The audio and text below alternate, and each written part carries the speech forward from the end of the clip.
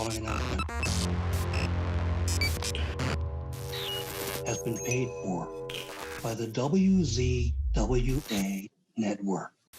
Hello, everyone, and welcome to the WZWA Network, and welcome to our review show here of New Japan Pro Wrestling's WrestleKingdom 17 from the 4th of January 2023 in the Tokyo Dome there in Tokyo, Japan, in front of 26,085 fans. I'm your host, California, as per usual. You might notice that I have a different co-host than usual because, as we've seen maybe once in the past, I had a dear friend of mine on this review series, reviewing an Impact Wrestling pay-per-view. It's been a while. Ladies and gentlemen, I'd like to introduce right here, right now, our world correspondent for the WCWA Network, the one and only WrestleMania. How are you, bro? Yo, Carl, thank you so much for that introduction. That was really something. Yeah, always a pleasure. My face lit up when you asked me to come on this show because big fan of you and the stuff you guys do on the network. So it's always a pleasure to come on, chat some wrestling with you, especially when it's a pretty decent show like this. I think we got a lot to get our teeth into today. We certainly do, bro. And I thought it was important to bring you on for this one and kick Juicy Boy to the curb for this one because you actually know quite a bit about New Japan Pro Wrestling and what's going on today. So I thought at least one person on the review should at least know what they're talking about. So you're the first guy I thought of, and we had fun last time. So let's get into it, bro. I don't think you had time to watch the pre-show. Is that right? Yeah, I sort of caught I think there was a match at the start I completely missed. I caught the end of the Rumble, right? The Rambo, I think they call it. But yeah, no, I didn't catch a lot of it. Also, the Inoki match, I thought was going to be on the main card, but I think they kind of moved that to a pre-show, or maybe the show started early. I wasn't 100% sure what happened there.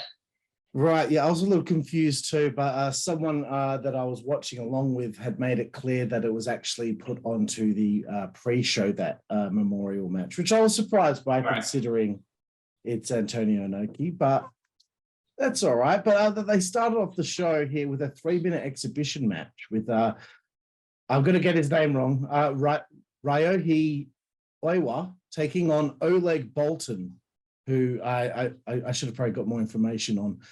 But yeah, it was good little technical wrestling and an interesting concept, and really making it seem like a sport. And they went to a 3-minute draw. Not much really to go on there, but WrestleMania, we got to this Rambo, this King of Pro Wrestling title, right to challenge New Japan Rambo match. So it's essentially a Rumble, and the final four go into the KOPW 2023 match. So I don't really know anything of what's going on here, but from what you saw, what did you think of this matchup here? Oh, I saw very little of this match, so there's not many thoughts I can give you, but this used to be always one of the big highlights of the show. Like from a pre-show, this was what made you tune in early to see the Rumble. There'd always be a couple of surprise entrants. I haven't actually seen the list of entrants, so I don't know if there were any surprises this year or not, but was there any you saw? Well, this is what I'd heard as well. I'd heard that, once I think Jeff Jarrett joined the match and Haku was in the match once. That's all I know. It's always like a little mini Royal Rumble to get you going. But yeah, the way they've done it in recent years is you get down to the final four. The final four will then have a fatal four-way match, which I believe is quite uncommon in Japan.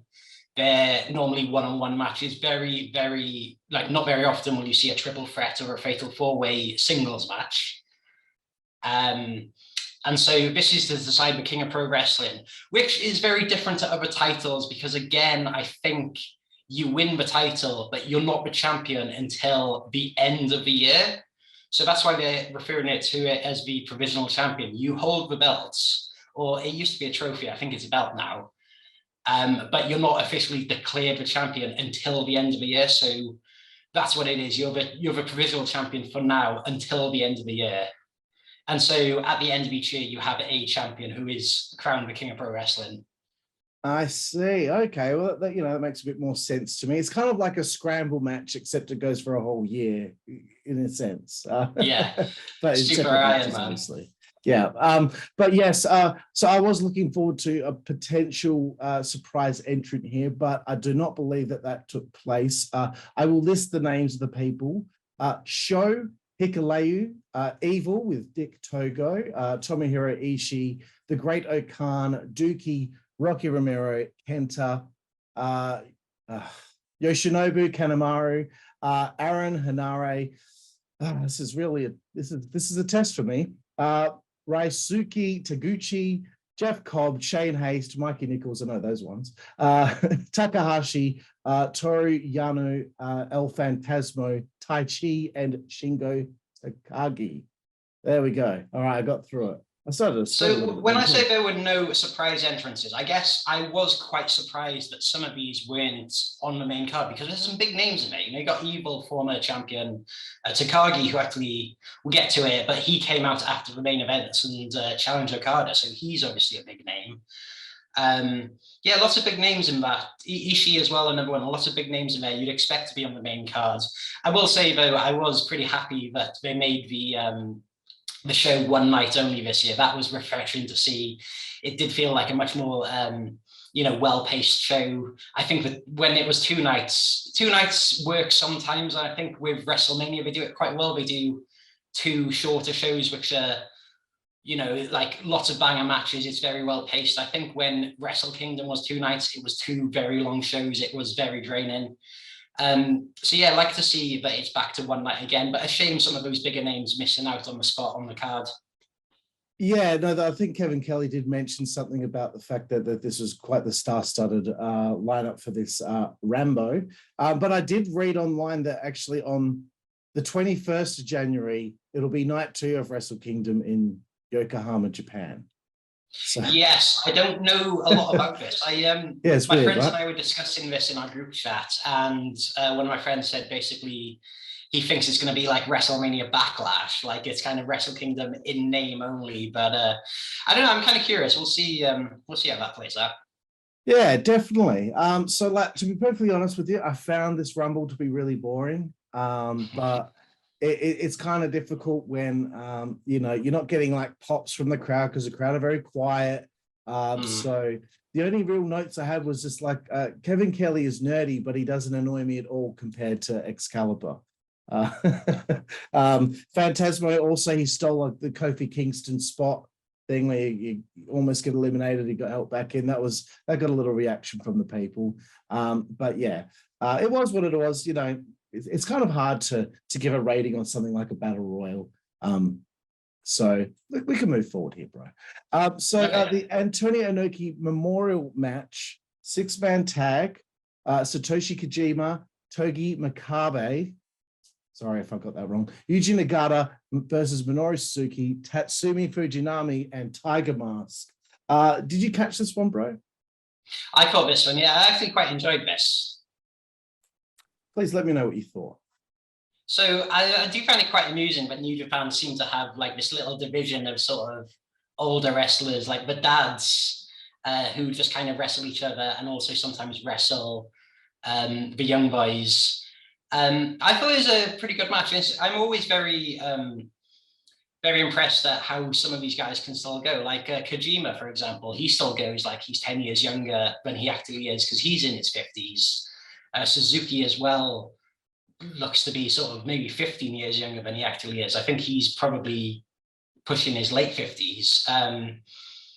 So yeah, it's I do always enjoy sort of these matches when especially since I'm more of a newer fan, like more recent fan. I got into it sort of 2018. So a lot of these guys were former world champions, but it was just before my time. So it's kind of good to sort of see that. I think like this would be something kind of cool to see in Western wrestling, but I guess when we have it, we get like Goldberg coming back and main eventing. It's kind of different, No, good point. I really was interested to see Tatsumi Fujinami because he's nearly 70. Thought he had a great theme song. I think he still moves good at his age. So that was cool. Tiger Mask is 52. You wouldn't really notice. I really did pop for Tatsumi's Dragon screw leg whips. I just like seeing the old boy out there, doing what he does, even though it's not the same as it used to be. But I think it's really cool. The only thing that was a shame was the finish of the match. That was a bit of a shame. Tiger Mask attempting a victory roll, but couldn't quite get up on the shoulders.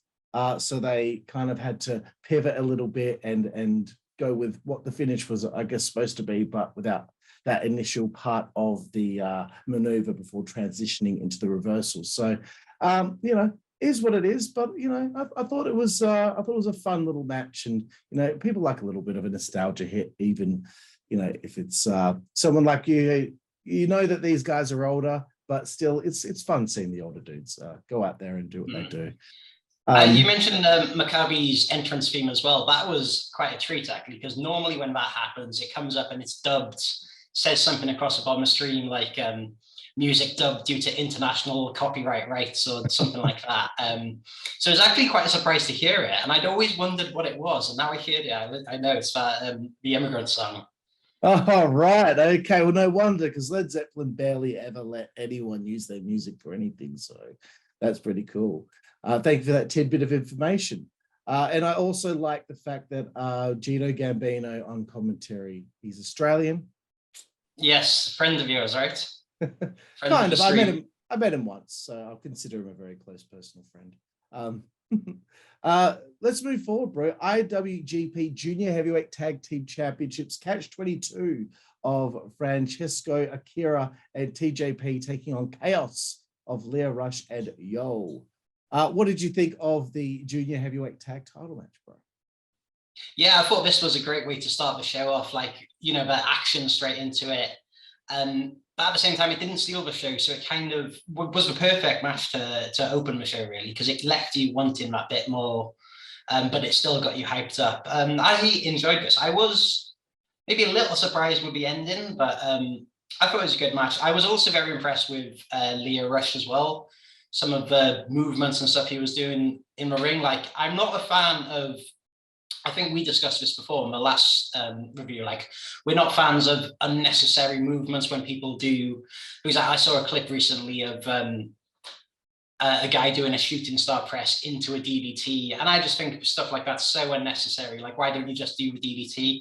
But I think the way Lio moved around the ring was very impressive, but he moved with purpose, he'd do a roll into the next move or something. So it was very flashy, but it didn't seem to me to be too over the top. So yeah, Lio Rush, I was very impressed with him, especially. Very good, bro. Yeah, sometimes with Lio, he's just doing too much. It's just you don't need to do 20 things to do that one thing, bro. But I think he kind of pulled back a little bit on this one here, because nothing seemed to really annoy me too much. There's this one spot that I didn't like with Yo standing there waiting for TJP to be thrown onto him off the ropes. It took a little bit too long, just in my opinion. But Lio was pissing out with blood.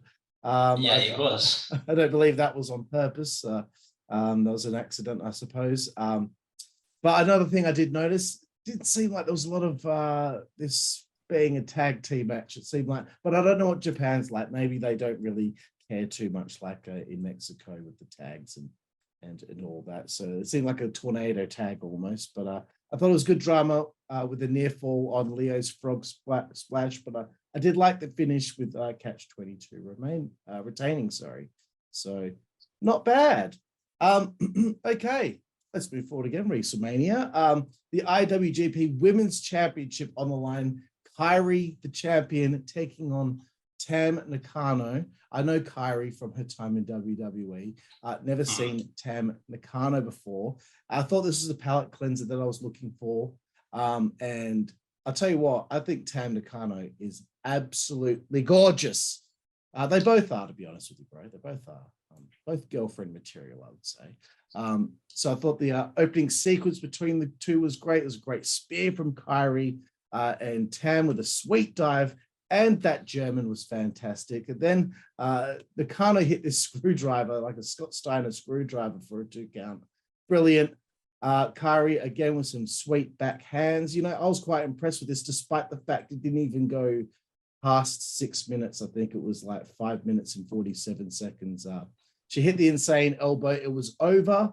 I thought it was a good match, but yeah, very quick one. What did you think of the match? Yeah, so very similar to you, Carl. I thought it was a very good match, if not a little quick. I'll be honest, I haven't seen a great deal of Joshi wrestling bar the odds match here or there. So when I see matches like this, I do really like it, especially when it's good. And I remember thinking the same at Wrestle Kingdom last year as well. I remember the Joshi match being one of the better matches, actually. So I think it's good as well that New Japan are sort of moving with the tide. It's a very Japanese thing to have like the male and female in separate promotions. But I do kind of like that they're sort of integrating it together now, especially with New Japan owning Stardom.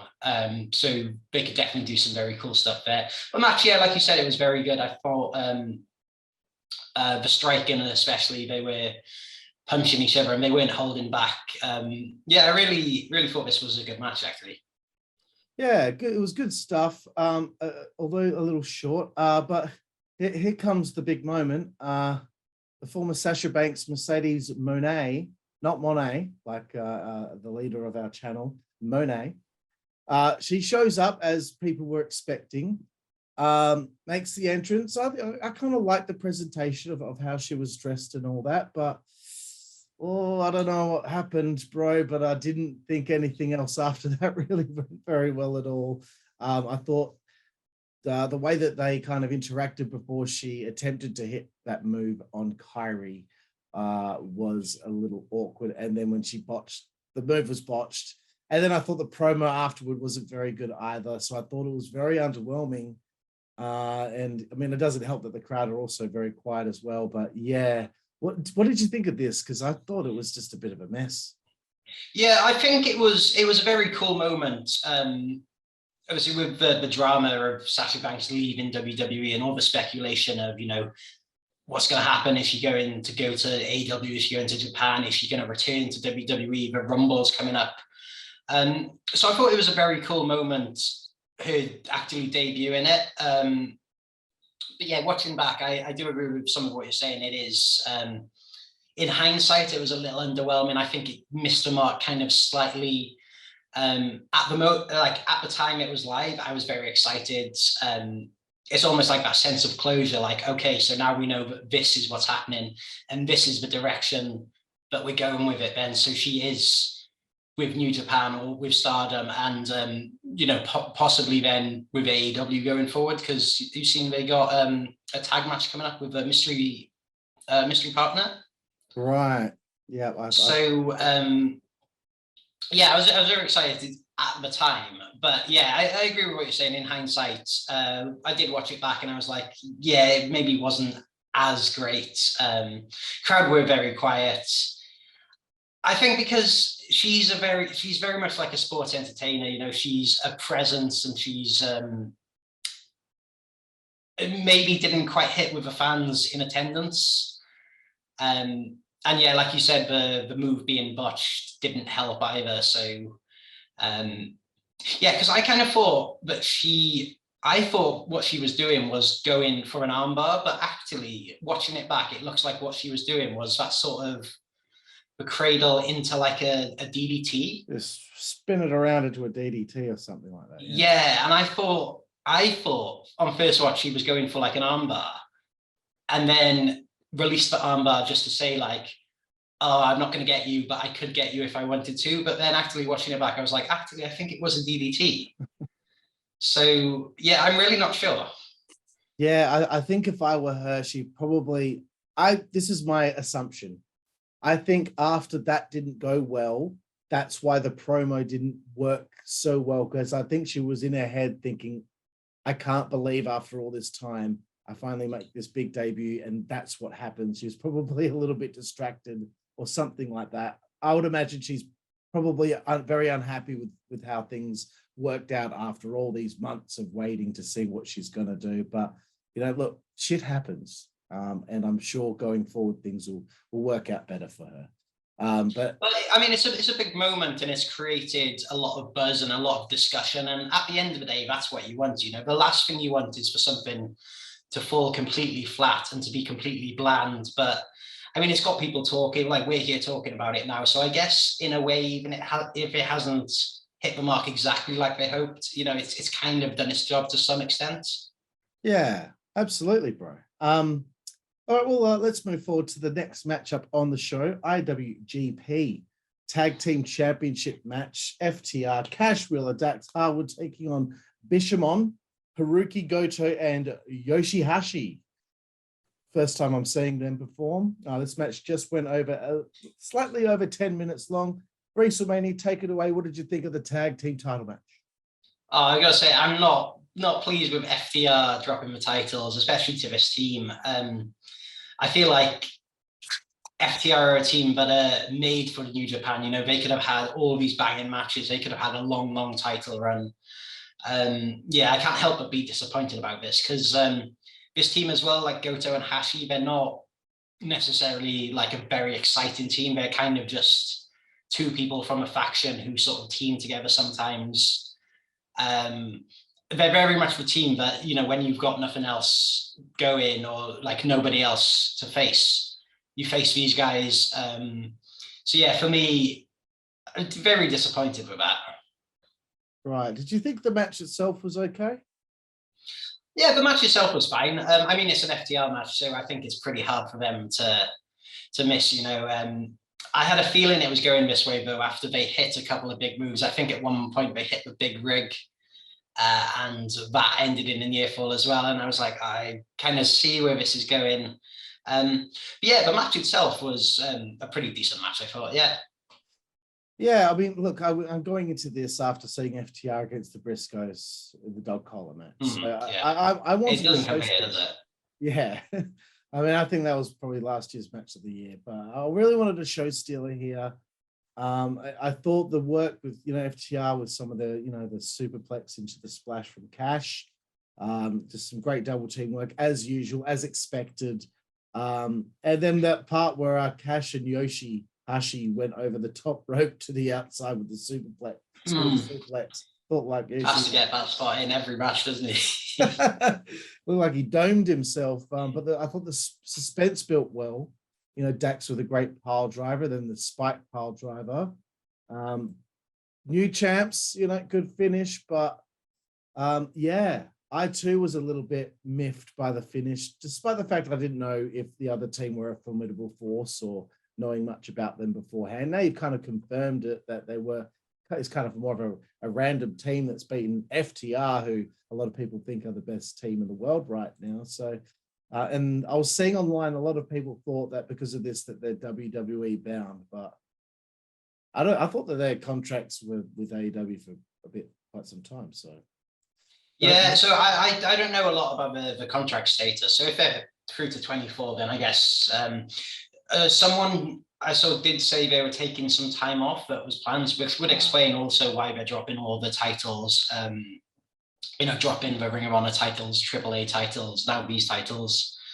Also lost that AEW title match.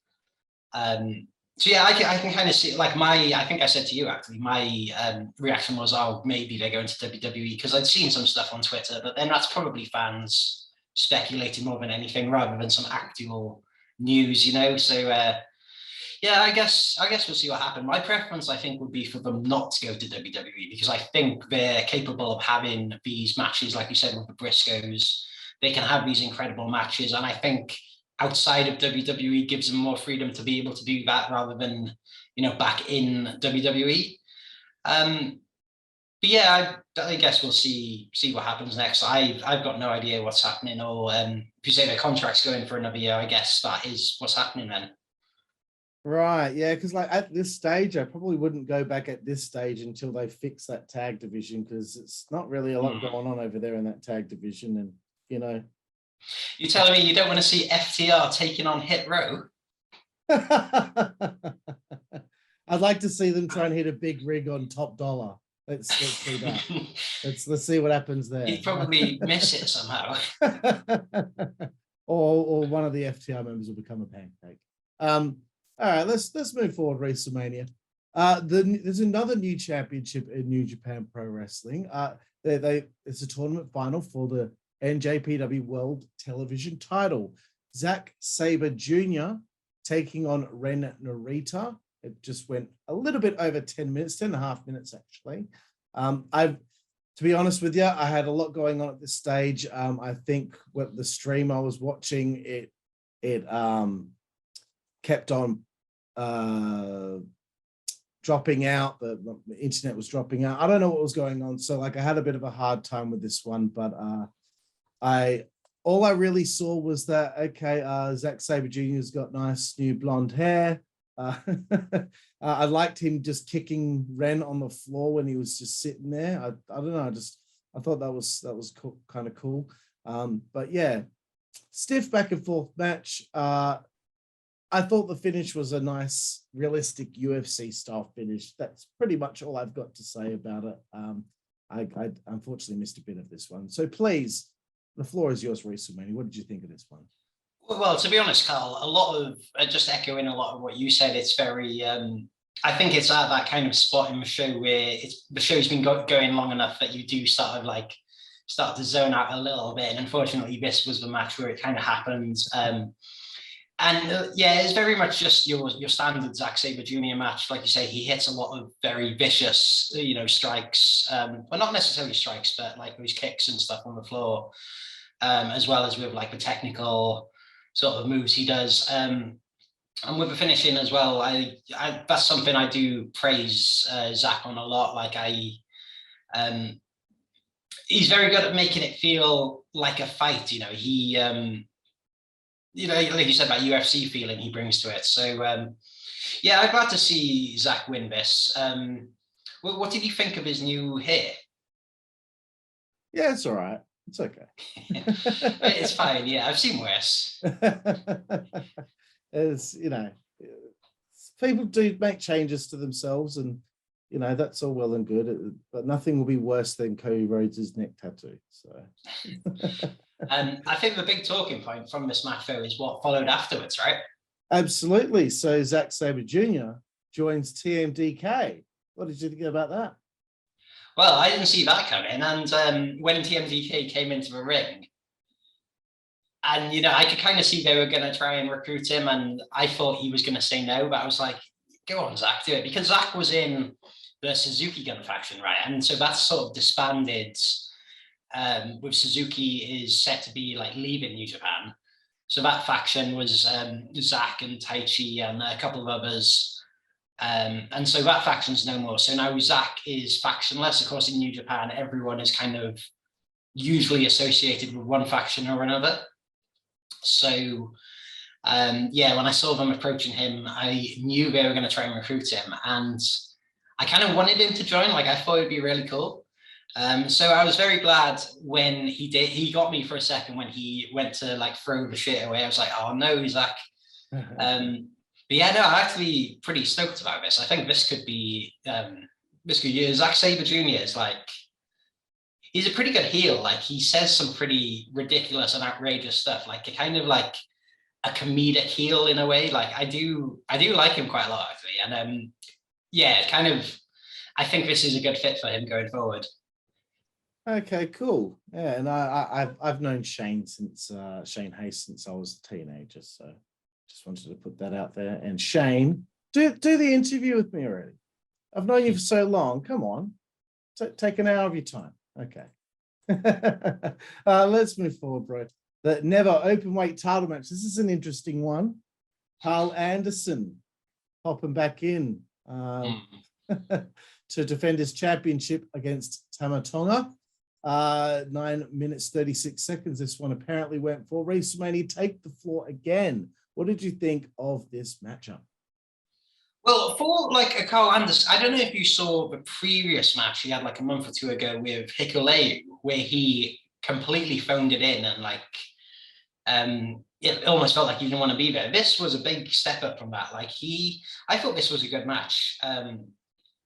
I've not seen a lot of Carl Anderson in New Japan. I think he'd already left and joined WWE by the time I started following New Japan. So I've never seen, I think this is probably, as far as a Carl Anderson singles match goes, one of the best I've seen, but bearing in mind I've not seen a lot of his previous work. I've only seen him in WWE and a little bit in Impact. But yeah, I thought this was very good. Tama Tonga, though, I don't think I'll ever get used to seeing him not being a heel in the Bullet Club, though. It's kind of unusual to see him as like the big fan favorite now. But yeah, very good crowning moment for him here, winning the title from Carl.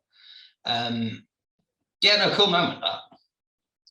Right, yeah, because see, this is the thing, because I mean, Impact Wrestling changes so much from month to month sometimes that it's hard to follow what's going on. I remember Anderson and Gallows rejoining with Jay White and kicking Tonga out of the group in Impact Wrestling, and I don't recall anything happening after that. And obviously, Carl and Gallows are not in the Bullet Club now. So yeah, I found all of that kind of, but now I'm finally maybe seeing like the blow off of that whole thing right here. So, but we knew Carl wasn't going to retain the belt because he's under contract with WWE. I really did love the start of the match though, when Anderson was just wrecking Tonga, and Tonga's fighting back with great fire. And honestly, there was a chat that I was following along with whilst I was watching this, and the fans in that chat were absolutely shitting on Carl Anderson.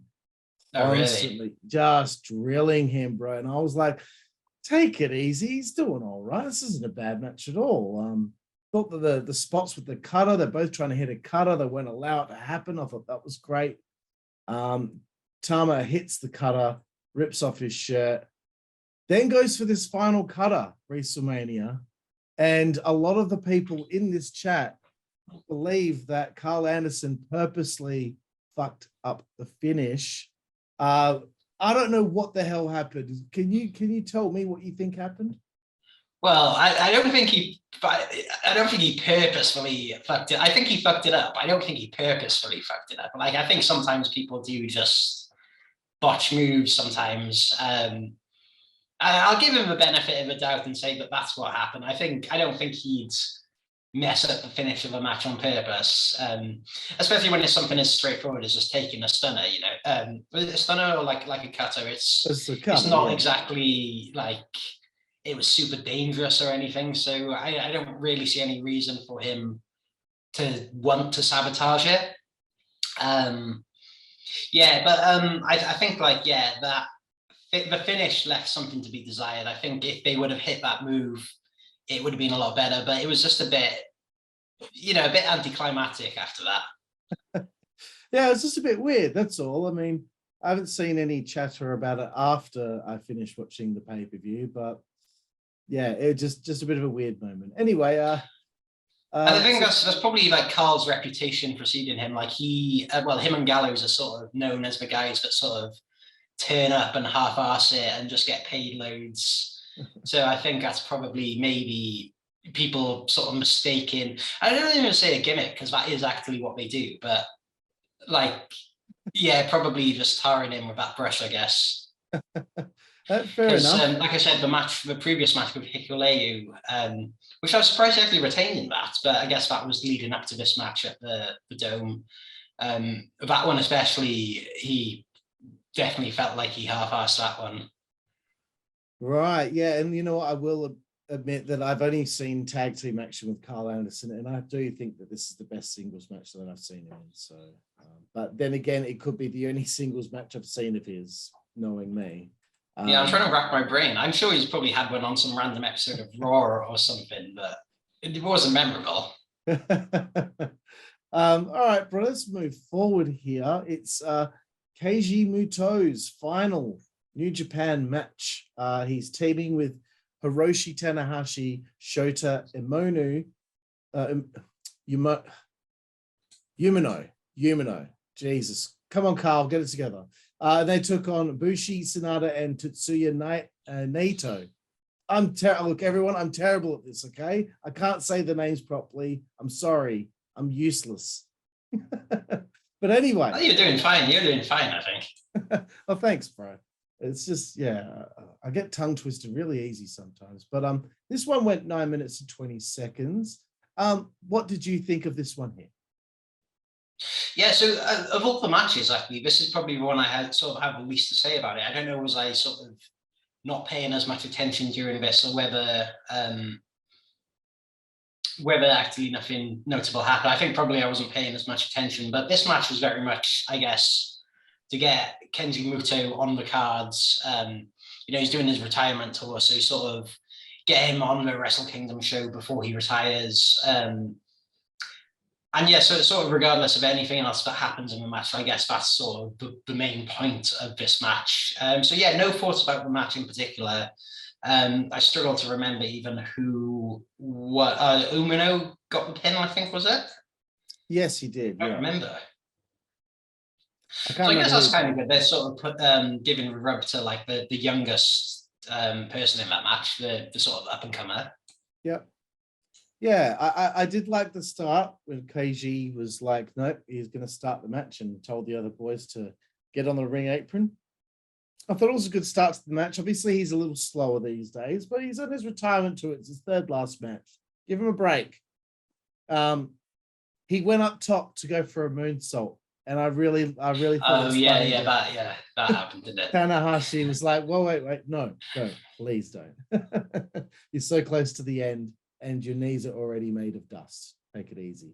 I'm sure that last match you'll probably throw it out there one last time, but I did find it funny. We did get the classic Muda elbow, so that was cool. I thought the match was enjoyable. Shota getting the pin. Obviously, Muto should get the win for the team there in his final New Japan match. It was all for him. Wasn't supposed to be overly incredible. And clearly, he's on his, final month or so in pro wrestling. So I thought it was a nice little tribute for him on this show. Let me ask you, Carl, because I think you've been watching wrestling a little bit longer than me, so you're maybe a bit more familiar with Kenji Muto, especially from his WCW run. Do you have any what's your favorite memory of Kenji Muto? If he did anything in WCW, perhaps? I guess I would say there was a time period in maybe the early 2000s where I would go back and watch some old, like, Japanese heavyweight type matches. Okay. Yeah.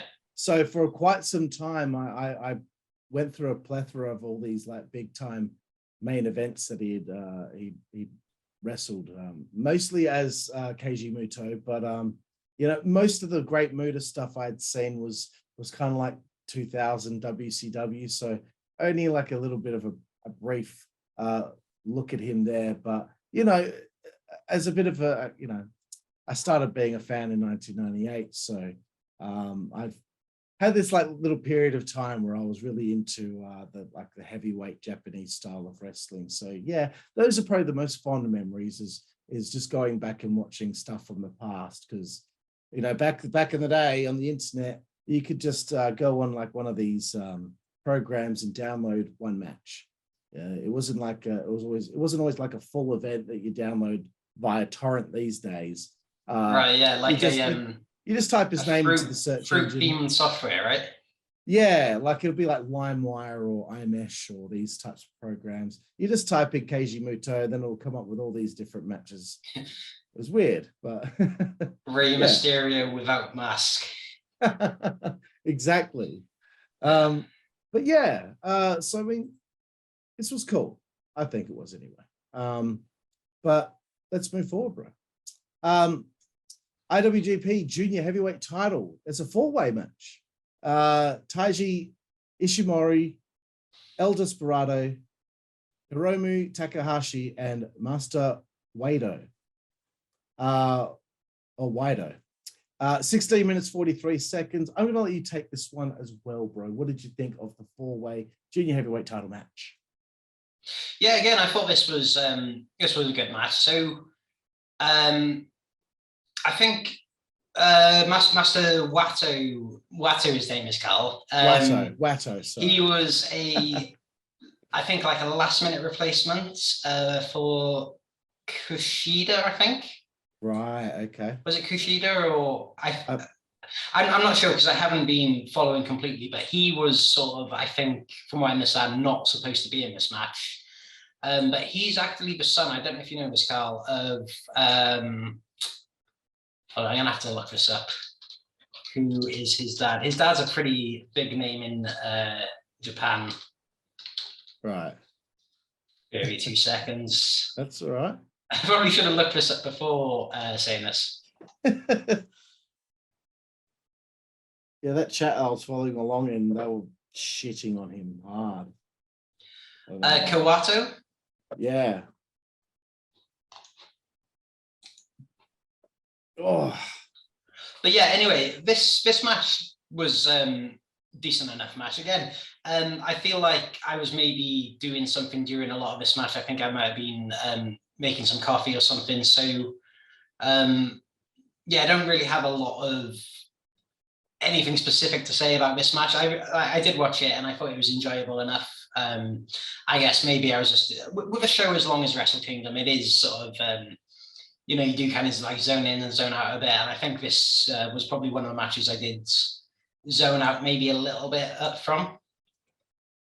No, that's all right, Bray. Ladies and gentlemen, WrestleMania was watching the show whilst having to do actual work. So, you know, give him a break. But, you know, it's a long show. This was long. This took a while to get through. One comment I wanted to bring up before I talk about my thoughts on the match. One comment someone said in this chat that I was following along. This has been an awful Wrestle Kingdom so far. Short matches, terrible booking, and lots of botching. I don't know what some people just are never happy. I don't think that this is a bad show. I thought it was quite fine. But yeah, some people just negative on purpose. So 16 minutes, 43 seconds for this one. I was not into the dives, I must admit. There were a bunch of dives that I was not into. It was just rather obvious to me. And again, there's some spots, you know, you've seen them over and over again. Sometimes they lose their effects, like a superplex with someone doing a power bomb to the person doing the superplex. Sometimes I'm like, you know, it gets overdone a little bit. But I did thought that the stuff between Desperado and Hiromu was really cool.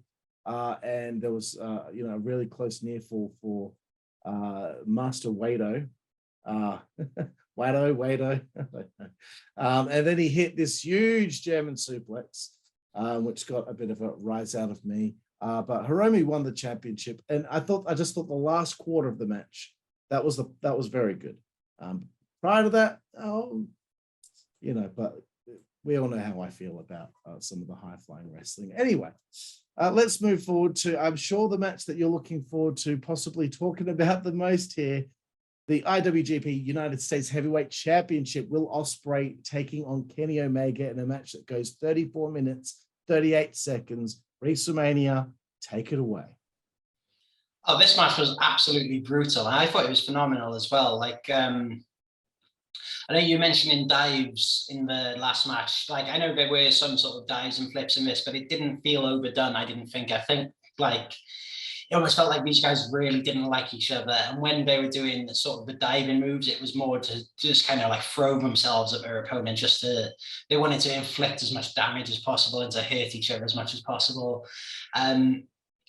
Yeah, this match was absolutely brutal. Some of the table spots outside, especially, which I'm not sure were completely planned. Like when Omega stomped on the table, but actually kind of went through the table.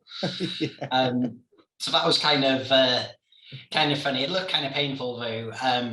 And I think the camera missed out on this a little bit, or they were doing a replay while he did it. But Kenny gets the table up with the hole in it and puts his head through it, goes, "Here's Kenny." And I just wish that, I think that like the camera missed it by like a split second. I thought that was a bit of quick thinking, like quite funny. After that as well, they did, was it Kenny went up to the top rope? And no, Ospreay went up to the top rope and jumped onto Kenny. Kenny tried to get the table out of the way, but somehow he landed and it smacked the back of his head on that metal bit of a table. Those tables, by the way, they look absolutely vicious. Like they don't look like they've got, the middle's got give, like that metal though. But yeah, brutal match. Yeah, absolutely loved it. Ospreay getting cut open as well. That move at the top of the rope when he does the DDT onto the turnbuckle, that was ridiculous, man. He could have broken his neck doing that. So dangerous, man. And then all his faction crowding around him outside, sort of like, "Oh, you okay, Will? You okay?" And like, he comes out with all this blood. I'm like, okay, now I know why they were shielding him. But yeah, probably my match of the night, I'd say. Very much enjoyed watching this. Expected it to be a banger, and honestly, it did live up to the expectation, I thought. Was surprised at the ending. I thought this was going to be Ospreay's his moment. I thought Kenny was kind of coming back for maybe a one-off because, you know, he's involved in AEW. He's like, you know, AEW management as well as talent. So he's pretty busy over there. I wasn't expecting him to sort of, if he's won the title now, he's probably going to be involved in New Japan quite a bit going forwards. And yeah, I'm not sure how much of this rivalry you've been following, but it's been getting pretty heated. I feel like these two genuinely don't like each other, and it's kind of a shoot that's kind of been turned into a work that they don't like each other, but they're obviously both phenomenal wrestlers, so they've kind of put the differences aside to put the match on, but I don't think they see eye to eye. Right. Well, hopefully that will lead to a certain CM Punk and Omega down the line. Who knows? But yeah, you know, got to do business, man. It's going to make some money. Probably, you know, most likely, you got to do it. Hey, it's show business, not show friends. Exactly, bro. I like that. I like that very much. So my first note was I really hope this doesn't go 40 minutes, and it didn't. It went 34 minutes and 38 seconds. So thank you, boys. Because I was worried that, like, oh god, these last two matches are both going to go an hour each, aren't they? I'm still going to be sitting here at 9 o'clock at night. But yeah, I liked it. It was a slow start to the match. I wasn't hating it because, you know me, a lot of people know me. I don't like Kenny Omega's wrestling. I don't like the way he wrestles sometimes. I'm not big on him, but so I may be surprised with some of the comments I have to say here. I thought Will Ospreay's selling was very good. And I thought his fire for fighting back was good too. The match is a little bit, it was strange because they both come across as heels right now. So that's the only dynamic that was a bit strange, but it didn't seem to matter. It was just two guys that didn't like each other that were brutalizing one another. So there was an Oscar reversed into a knee in the spine into some other crazy shit. Like, I don't know the names of these moves, but it was a nice 2 count from that. But I'm not a fan of doing a cutter where he runs away from him, standing in the middle, and then springboards back. I like something to happen before something like that, but that's, again, me nitpicking. I did like the reversal of the dragon suplex off the top and then hitting the Os cutter, but of course, Omega kicks out.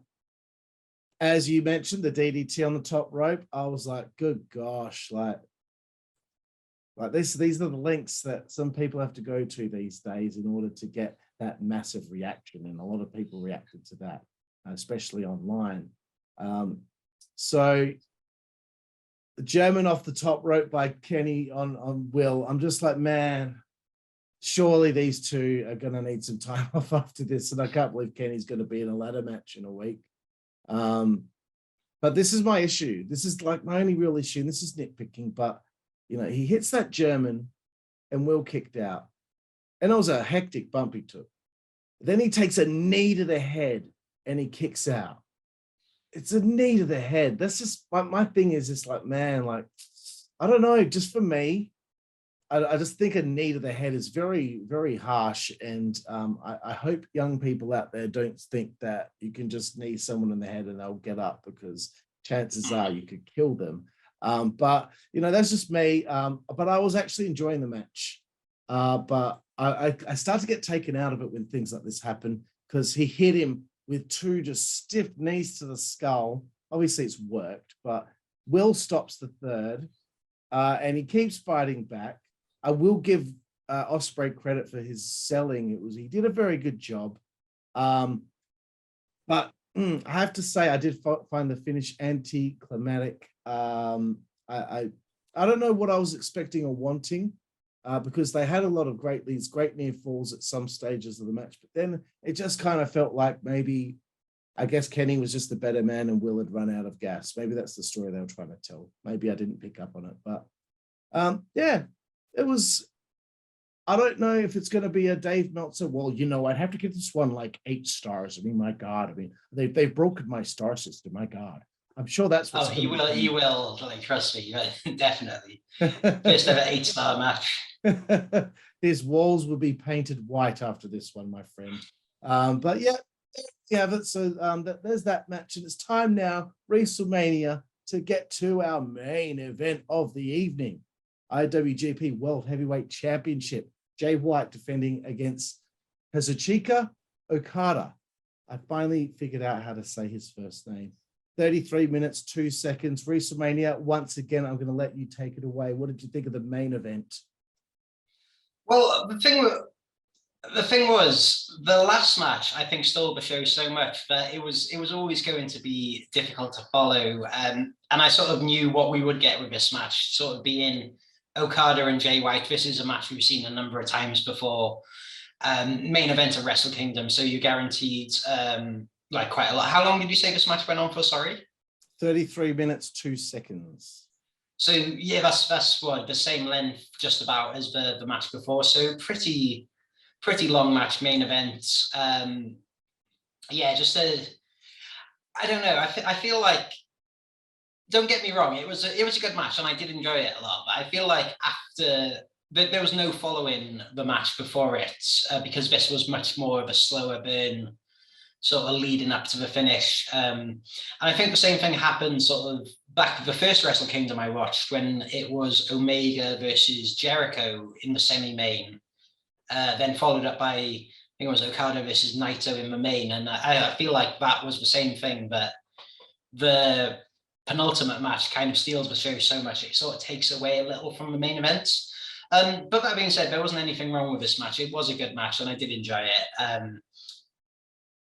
But with it being Okada and Jay White, a match we've seen so many times before, there wasn't really a lot of new stuff, like a lot of the sort of the spots and the sort of combinations of moves they do. If I'm booking New Japan, right, like this is probably the match I want main event in the biggest show of my year, because these are the two guys, you can count on them, you can deliver. But then sort of watching it as a fan, I kind of feel like, well, I already know what we're getting with this. I know what to expect. So yeah, I'm not sure how to feel about this match, because like I say, it was a good match, but I feel like I wanted a bit more from it.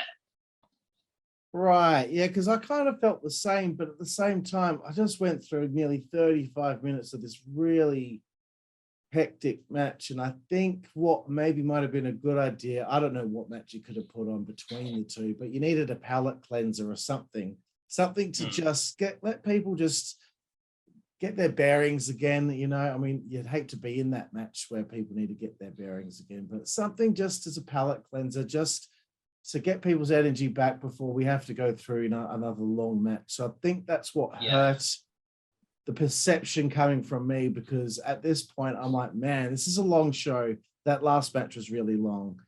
Now I'm going to have a hard time with my investment. So like, I think that they did the best that they could, but as you said, I think, what was it? They've already had like 4 or 5 matches prior to this. So that, for a fan like you, that might make it difficult. For me, it's the first time I've seen these two work against one another. It got a little bit more interesting after Jay hit the Blade Runner, and there was a bit of a back and forth between the two of them. And Okada hitting the Blade Runner was, quite spectacular too, followed by the Cobra Explosion.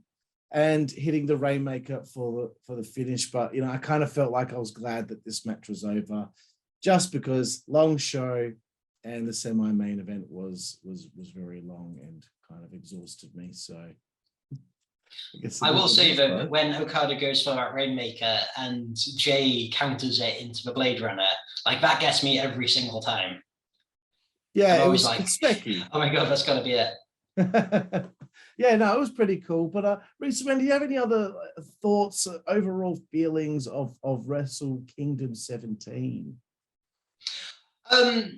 Yeah, so like I was saying, on the whole, I'm glad it was back being sort of the one night event. Although we did say it's going to be a second night sort of later in the month, but I'm glad it being a one night thing again, because I feel like in past years it's sort of, I struggle to remember what matches were in what year, and they've sort of become less memorable, I think. So having it one night like this, I think, is easier to sort of, when you're looking back, remember what was what year. Overall, like a pretty good card, I'd say. I definitely enjoyed watching it. There wasn't a lot, like I don't think there was any bad matches on it. Certainly nothing no matches that I had any kind of issue with. And some actually really good matches, like I said, the main event. I know I was giving it a bit of stick just then, but the main event I did think was good. The semi-main especially. The matches on the undercard as well. Like I know we spoke about the Mercedes debut. That's going to be a habit. That's going to be quite hard to kick, actually. But the Mercedes debut sort of not hitting as well as we'd like, but I still think it was a cool moment. I think overall, like a pretty decent show. I did enjoy it. Probably not the best Wrestle Kingdom I've ever seen. Probably not the best pay-per-view I've ever seen, but there's not a lot of negatives I have to say about it. Pretty neutral to positive, sort of. I'm sitting on the fence quite a bit here, but it was a good show. I enjoyed it. That's cool, bro. If you could pick it out of 10, what would you give the rating out of 10?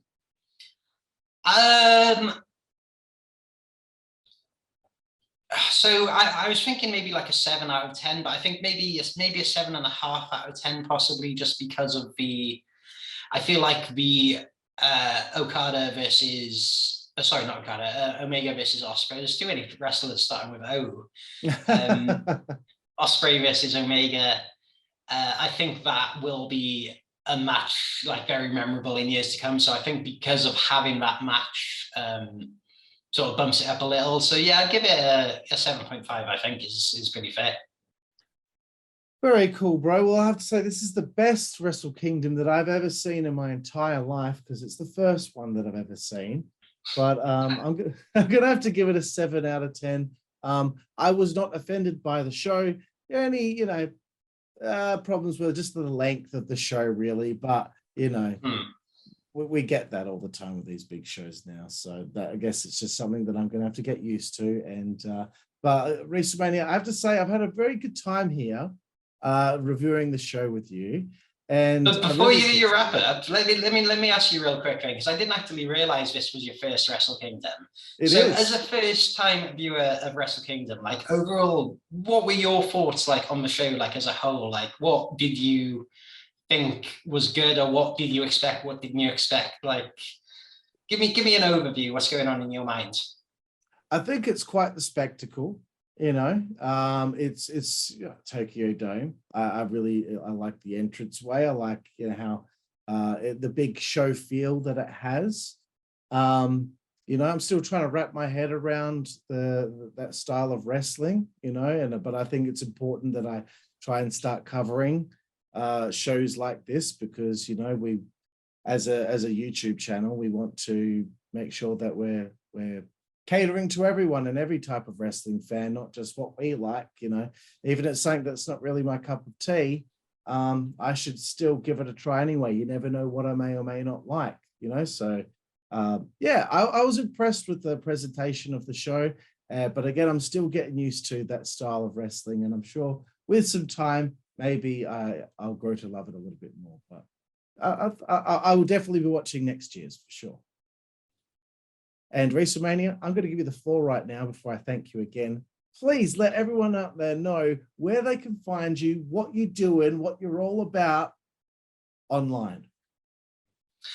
So you can follow me on Twitter, YouTube, Twitch, and TikTok, all at WrestleMania. That's RHYS Mania, sort of like WrestleMania with a couple of letters different. So I play a lot of WWE Supercard. That's like one of the main things I do, but also looking to sort of get into the more sort of reacting to wrestling, sort of giving views and opinions, sort of, I'd say sort of, not as a plug or to steal anything, but if you like the WZWA network, I think we're kind of very similar channels, you know, like what you say, wrestling sort of, wrestling lifestyle kind of, yeah, you know, it's hard to pin down into one category, but that's sort of what I'd go with. I think we've got very, very similar channels when it comes to it. You do a lot more interviews, right? But of course. I think at the end of the day, we're sort of like two channels that love wrestling, and we just want to sort of do what we can to sort of celebrate that and share our love for it. So wonderful, bro. Yeah, big up the WWA network as well. Excellent, bro. Well, you know, everyone out there, please follow WrestleMania and all the good things that he's doing. He's very entertaining. I love some of the things that he does on his channel. And you got more subscribers than us, you son of a gun. Oh, that must be quite recent because you were ahead. We've been neck and neck for a long time, right? So. Well, you're doing well, Brian. I'm very proud of you. And again, this has been very fun for me to reconnect with you again and do a review with you on New Japan's WrestleKingdom 17. Thank you very much, my friend. No, thank you for having me. It's been a pleasure. Excellent, Brian. Thank all of you out there for joining myself, California, my good friend, WrestleMania here for the WZWA Network's review show of WrestleKingdom 17.